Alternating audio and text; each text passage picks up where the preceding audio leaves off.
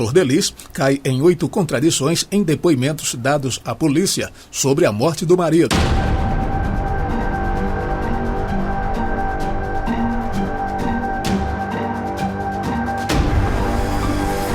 A cantora gospel, pastora e deputada federal Flor de Lis, PSD, se contradisse em seus depoimentos dados na Delegacia de Homicídios de Niterói e São Gonçalo, Rio de Janeiro, sobre a morte de seu marido, o pastor Anderson do Carmo, morto no dia 16 de junho desse ano. Em 2 depoimentos dados aos investigadores da Delegacia de Homicídio de Niterói, a deputada contou 2 histórias diferentes e caiu em contradições 8 vezes, segundo o inquérito da morte do pastor Anderson do Carmo. O primeiro depoimento da deputada aconteceu no dia 16 de junho, dia do assassinato do pastor Anderson. O segundo ocorreu no dia 24, no mesmo mês, 8 dias depois do primeiro. Os depoimentos da parlamentar não batem um com o outro, são visivelmente contraditórios, desconexos e não se encontram. No seu primeiro depoimento, dado no dia 16 de junho, Flor de Lis disse aos investigadores que, na madrugada do assassinato do marido, estava dormindo quando foi acordada pelo barulho de disparos de arma de fogo, que, como mora perto de comunidade onde isso é comum, não achou nada atípico, tendo voltado a dormir. Já no segundo depoimento, o qual ocorreu no dia 24 do mesmo mês, a deputada já contou outra história. Ela não disse mais que não dormia, e sim deixou bem claro que estava acordada. Disse que quando chegou em casa com o marido, subiu uma escada interna que leva ao 3º andar. Disse que foi ao quarto da filha Simone, onde usou o banheiro e em seguida falou com Ramon. Disse também que, enquanto conversava com Ramon, ouviu 4 disparos seguidos e depois mais 2. A contradição também é perceptível no cruzamento do mesmo depoimento do dia 16. A versão de que encontrou Anderson caído no chão da garagem está na 2ª página, quando já na 4ª página ela diz que, ao chegar, subiu ao pavimento, ficou conversando com Ramon e em torno de 10 minutos depois ouviu uma série de disparos, não sabendo precisar quantos. Também diferente da declaração posterior, onde foi precisa nos números de tiros, 6. Ou seja, Flor de Lis fala que foi abordada com gritos vindos da sua casa, que desceu para ver o que estava ocorrendo e encontrou o pastor Anderson do Carmo caído na garagem. Depois, não falou mais que dormia. Flor de Lis, na primeira versão, diz que Anderson tinha vários ferimentos, que acionaram o socorro médico para ele, que levou para o hospital, que não viu nenhuma movimentação suspeita na casa. No segundo depoimento, a deputada já descreve esse momento de uma forma diferente. Disse que os filhos, Daniel e Flávio, não a deixaram descer para ver o que estava acontecendo e que foi avisada por algum filho, não sabe precisar qual, que Anderson estava baleado, que foi impedida pelos filhos de ir ao local, que só soube que o marido estava morto quando chegou ao hospital. Também na primeira declaração, ela diz que ela mesma socorreu Anderson. No segundo depoimento, fala que foram os filhos, Daniel e Flávio, que levaram a vítima para o hospital. A falta de conexão nos depoimentos fica ainda mais visível, quando no primeiro fala que pouco tempo antes do crime, por volta de 11h30 da noite, saiu com Anderson para o Rio de Janeiro, onde jantaram e retornaram em torno das 3h10 da madrugada, afirmando que viu no caminho 2 homens encapuzados numa motocicleta. Já no outro depoimento, Flor de Lis muda. Não saiu mais às 11h30, e sim por volta da meia-noite, onde os 2 resolveram durante o trajeto ir a Copacabana e ficaram um tempo na praia. Diz que comeram petiscos, que depois foram a um lugar ermo na praia e permaneceram no interior do carro, namorando. História bem distante do primeiro depoimento, onde só falou que jantou, sem citar onde e voltou para casa. O desencontro de versões prossegue. Na primeira declaração, ela fala que após ver os homens encapuzados na motocicleta, ainda assim foram para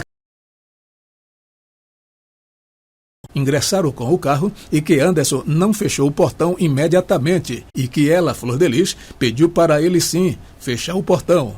Já no segundo depoimento, esse momento é descrito de outra maneira. Ela disse que ao chegar em casa, saiu do carro, entrou pelo closet e subiu.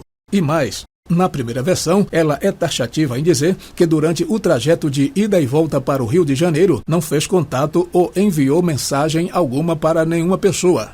Já no segundo depoimento, admite que pode ter falado com Marzi, André e Michele, os 3 filhos, durante o tempo que ficou fora de casa com Anderson. Ao todo, pode-se encontrar pelo menos 8 pontos contraditórios entre os dois depoimentos em menos de 10 dias. E foi nesse depoimento do dia 24 que Flor de Lis afirmou não ter visto o celular do marido depois do crime, que, questionada, declarou desconhecer o paradeiro do aparelho e depois de um mototaxista ter dito que levou a neta em Piratininga, que a viu jogar um celular no mar. Agora surge uma outra versão para o misterioso desaparecimento do aparelho, que poderia sim ajudar nas investigações. Um dos filhos adotivos de Flor de Lis, Wagner Andrade de Pimenta, pastor, vereador de São Gonçalo, conhecido como Misael, relatou na Delegacia de Homicídios aos investigadores que a mãe escreveu num caderno os dizeres: "Nós quebramos o celular de Niel, apelido de Anderson, e jogamos na ponte Rio-Niterói." A polícia, até hoje, procura pelo aparelho, não só do pastor Anderson. Flor de Lis também não entregou dela. Apesar de serem 20 aparelhos dos filhos que estavam na casa terem sido apreendidos. O de Flávio dos Santos, indiciado por atirar no pastor, também é outro celular que a polícia não acha. Enquanto isso, Misael confirma que teve acesso ao telefone do pai, o telefone celular, no dia seguinte do crime. Misael contou que o aparelho estava com o motorista da mãe, Márcio Costa Paulo, conhecido como Buba. Segundo o vereador, Buba relatou a ele que entregaria o celular a Flor de Lis, mas Adriano, outro filho, tomou o telefone da mão de Buba. Disse que o pegaria o aparelho primeiro. Flor de Lis então falou para ele para que apagasse aquilo que está lá. Como que não bastasse toda essa história, Simone dos Santos Rodrigues, a filha biológica de Flor de Lis, que namorou o pastor Anderson na juventude, disse também na Delegacia de Homicídios ter feito buscas na internet como cianeto e cianeto nos alimentos. Cianeto é um tipo de veneno. Se você não viu, veja. Se você já viu, veja de novo. Veja de novo.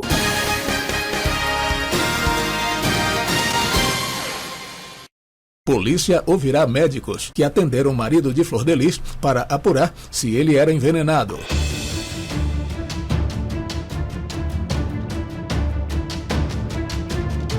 A Delegacia de Homicídios de Niterói e São Gonçalo vai ouvir médicos e enfermeiros do Hospital DEOR que tenham atendido o pastor Anderson do Carmo. A polícia apura se o marido da deputada federal Flor de Lis, assassinado a tiros em 16 de julho em Niterói, vinha sendo envenenado por alguém da família. Em depoimento, filhos do pastor relataram que Flor de Lis vinha colocando remédios em sua comida.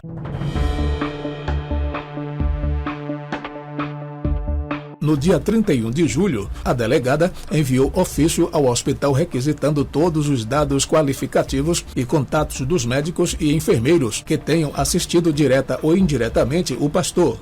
Anderson costumava buscar atendimento na unidade de saúde quando passava mal, o que vinha ocorrendo com frequência, de acordo com os filhos. A polícia já recebeu do hospital, após solicitação em 28 de julho, cópias dos prontuários médicos de Anderson ao longo do ano passado. O pedido foi atendido pouco mais de uma semana depois pela direção. Os documentos constam que o pastor procurou o hospital em 3 ocasiões ao longo de 2018, queixando-se de problemas como taquicardia, dor lombar e vômitos. Em outubro do ano passado, ele ficou internado no Niterói DEOR durante 5 dias. O paciente se queixava de vômito, diarreia e dores abdominais. Ele também apresentava arritmia causada por ansiedade. A polícia quer saber mais detalhes sobre os atendimentos e se há algum fator que possa indicar que o pastor foi vítima de envenenamento.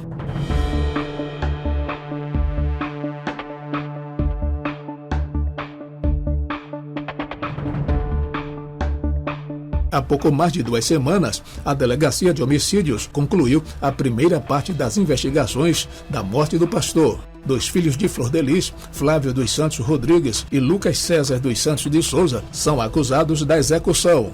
Um novo inquérito foi aberto para apurar se outras pessoas tiveram participação. Além disso, a polícia quer esclarecer as possíveis tentativas de envenenar a vítima. No relatório final da primeira fase do inquérito, a delegada titular da DH de Niterói, Bárbara Lomba, escreveu que ainda é necessário apurar com os médicos que o atenderam se os sintomas apresentados por Anderson ao ser hospitalizado poderiam ser causados por drogas ou substâncias venenosas. Esta e outras notícias você confere acessando o nosso site www.vejaaquiagora.com.br. Acesse agora mesmo e fique sabendo de tudo que está acontecendo no mundo gospel, na política, no Brasil e no mundo. Veja Aqui Agora. O que você quer saber acontece aqui. www.vejaaquiagora.com.br. O link está na descrição desse vídeo.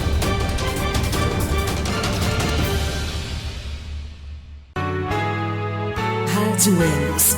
Conectado em você, ouvindo o som da tua voz, faz meus sonhos renascerem e os meus dias reviver. É luz, o amor da minha vida. Rádio Elos, o amor da minha vida.